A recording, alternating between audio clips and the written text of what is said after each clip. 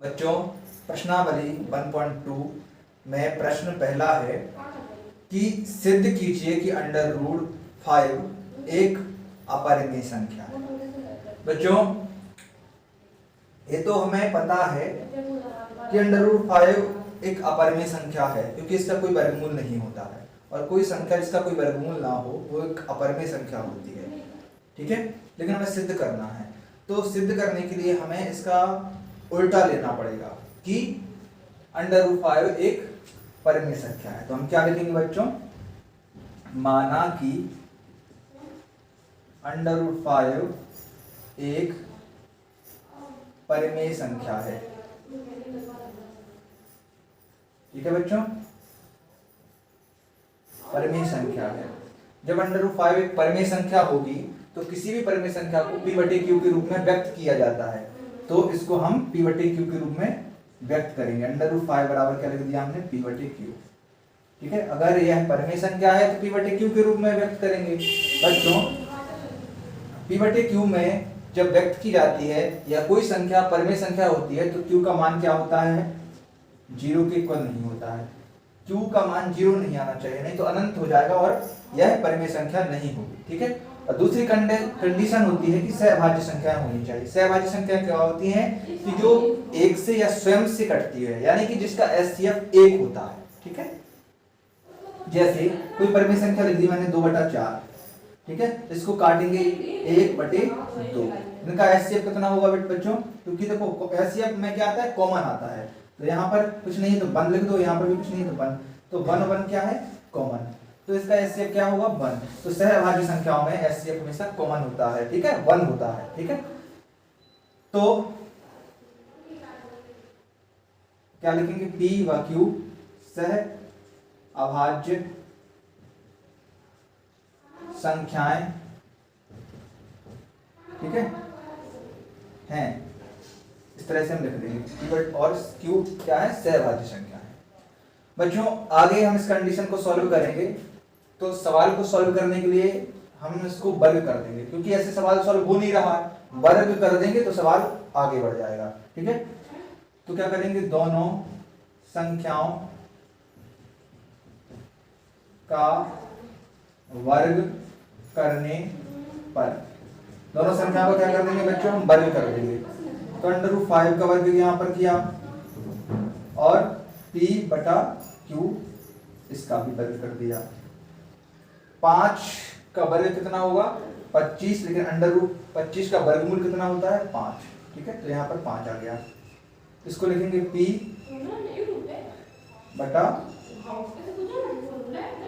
ठीक है, यहाँ पर वर्ग करेंगे तो p²/q²।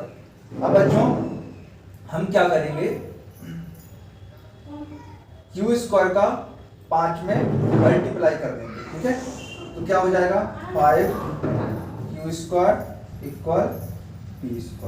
ठीक है बच्चों, अगर हम q² का मान निकालेंगे तो क्या आएगा, p²/5। ठीक है, इसका मतलब ये हुआ कि 5 का भाग p² में जा रहा है। बच्चों 5 का भाग अगर p² में जा रहा है तो 5 का भाग p में भी जाएगा। कैसे, अगर कोई संख्या 25 है यानी कि 5 का स्क्वायर है, ऐसे समझो 5 का स्क्वायर है, उसमें 5 का भाग देना है। 5 का स्क्वायर यानी p का स्क्वायर, कोई संख्या p के स्थान पे मान लो 5 है तो 5 का स्क्वायर हुआ, 5 का स्क्वायर कितना होता है, 25। ठीक है, 25 में 5 का भाग जा रहा है, तो अगर स्क्वायर नहीं लें यानी p यानी 5 के स्क्वायर में भाग जा रहा है तो 5 में भी 5 का भाग जाएगा, है ना। इसी प्रकार अगर p² में 5 का भाग जा रहा है तो p में भी 5 का भाग जाएगा। तो क्या लिखेंगे, p² 5 से विभाजित है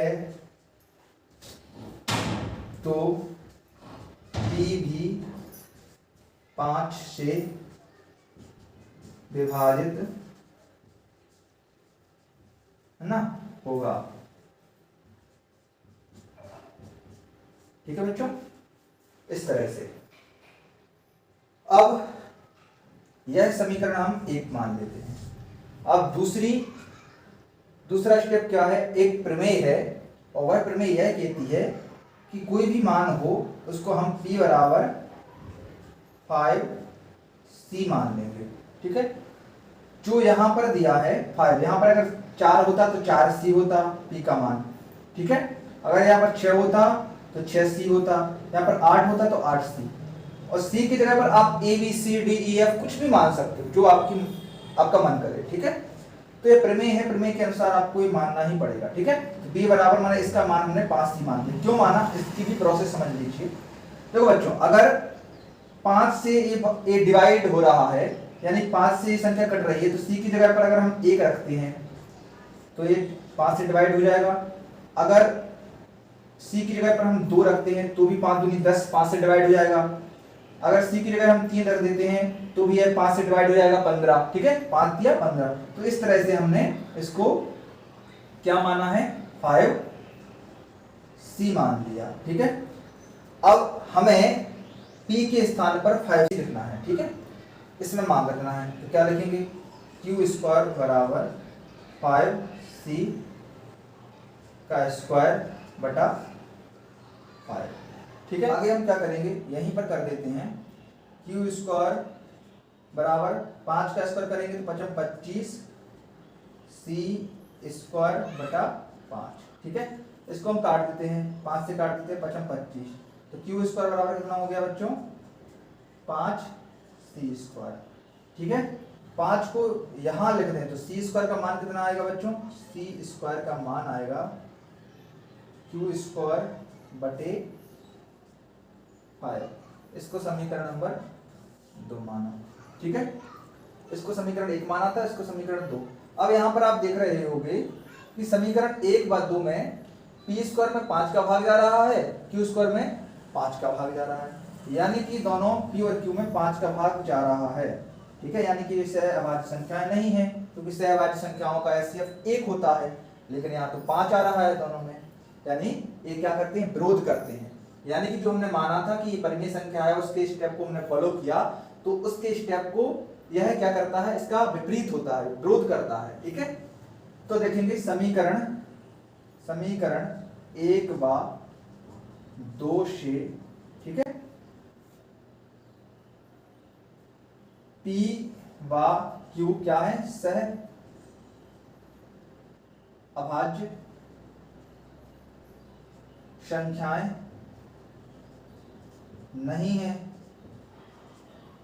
ठीक है, क्यों, क्योंकि 5 दोनों में आ रहा है, इनका HCF 5 आ रहा है, लेकिन हमें HCF 1 चाहिए, है ना, तो सहअभाज्य संख्याएं नहीं है, अतः यह एक विरोधाभास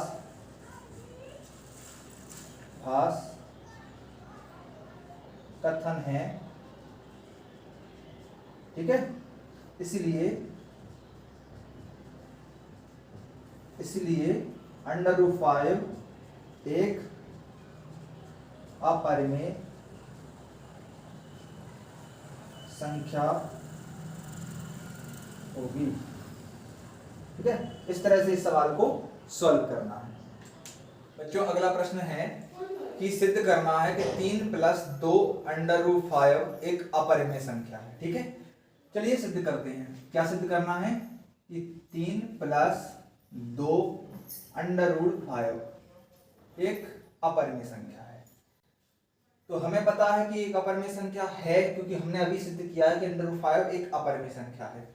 तो √5 अपरिमेय संख्या थी वहां पर, तो यहाँ पर भी अब √5 इसके साथ जुड़ गया है, तो एक अपरिमेय संख्या ही होगी, लेकिन हमें सिद्ध करना है। ठीक है, तो सिद्ध करने के लिए तो हम यह मान लेंगे कि 3 + 2 √5 क्या है, एक परिमेय संख्या है, परिमेय संख्या है।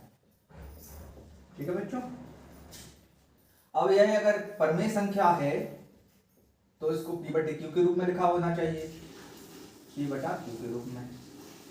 अब परिमेय संख्या की कंडीशन लगा देंगे, q बराबर 0 नहीं होता है, और q कैसे होते हैं, सह अभाज्य होते हैं, सह अभाज्य होती हैं ये संख्याएं। ठीक है, देखो बच्चों, अब 3 को हम उस साइड पहुंचा देंगे तो यहाँ पर क्या हो जाएगा 2√5 इक्वल पी बटा क्यू और माइनस का 3। ठीक है बच्चों, अब 2 को भी हम उस साइड पहुंचा देंगे तो बटा में है, यहाँ पर इंटू में है 2, तो इसमें कहाँ पहुंच जाएगा बटे में। ठीक है, 2q माइनस। अब बच्चों √5 क्या है, एक अपरिमेय संख्या। क्यों? क्योंकि हमने पहले क्वेश्चन में सिद्ध कर लिया है। तो बच्चों आपको एक कंडीशन समझनी पड़ेगी कि अगर कोई संख्या अपरिमेय है, ठीक है, अपरिमेय है और उसके बराबर में, यह तो एक परिमेय संख्या है, सभी जानते हैं कि ये क्या है, एक परिमेय। सॉरी यहाँ पर 3 है, मैं √3 लगा दिया मैंने। ठीक है, तो ये भी क्या है बच्चों, एक परिमेय संख्या है, p बटे q के रूप में लिखी है। तो बच्चों अपरिमेय संख्या के बराबर में अगर कोई परिमेय संख्या होती है, ठीक है, तो वह डज नॉट इक्वल होती है, यानी बराबर नहीं होती है। इसका मतलब है कि वह एक अपरिमेय संख्या होती है। ठीक है, या हम ऐसे कहें कि अगर अपरिमेय संख्या बराबर में परिमेय संख्या लिखा हो तो वह उसका जो रिजल्ट होता है वह एक अपरिमेय संख्या ही होता है। ठीक है, तो बस हम इतना लिख देंगे कि यह कथन विरोधाभास है, विरोधाभास है। ठीक है, क्यों? क्योंकि √5 एक अपरिमेय संख्या है और यह एक परिमेय संख्या है। परिमेय संख्या कभी भी, अपरिमेय संख्या कभी भी परिमेय संख्या के बराबर नहीं होती है, या अपरिमेय संख्या बराबर में अगर परिमेय संख्या दी हो तो वह हमेशा अपरिमेय संख्या ही होती है। यह कथन विरोधाभास है। अतः जो संख्या दी है 3 + 2√5, यह क्या है, एक अपरिमेय संख्या। ठीक है, इतना आपको लिखना है। ठीक है बच्चों, अगला प्रश्न भी ऐसे ही करना है। 1/√2 लिखा है। ठीक है, तो इसकी जगह पर क्या लिखना है, 1/√2, एक परिमेय संख्या है। ठीक है, यहाँ पर भी लिख देना। ठीक है, यहाँ पर मल्टीप्लाई कर देना, यहाँ हम इसको हटा के यहाँ पर कर देते हैं। ठीक है, q का 1 में कर देना और √2 भी हो जाएगा। ठीक है बच्चों, अगली कंडीशन में क्या करोगे आप,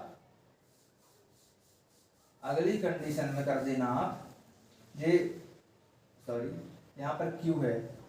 ठीक है, यहाँ पर q है, q का एक में हुआ q और √2 का p में हो गया √2p।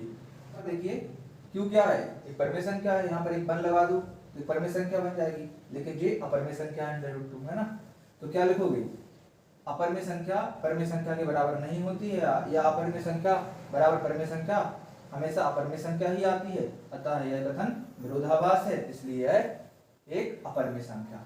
ठीक है, अगला प्रश्न है 7√5। ठीक है, यहाँ पर भी लिख लेते हैं 7√5।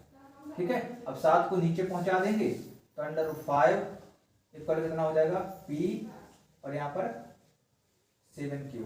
ठीक है, यह एक परिमेय संख्या है, यह एक अपरिमेय संख्या है, इसलिए यह एक अपरिमेय संख्या होगी। ठीक है, यह सवाल भी, तीसरा सवाल भी सॉल्व हो गया है ना।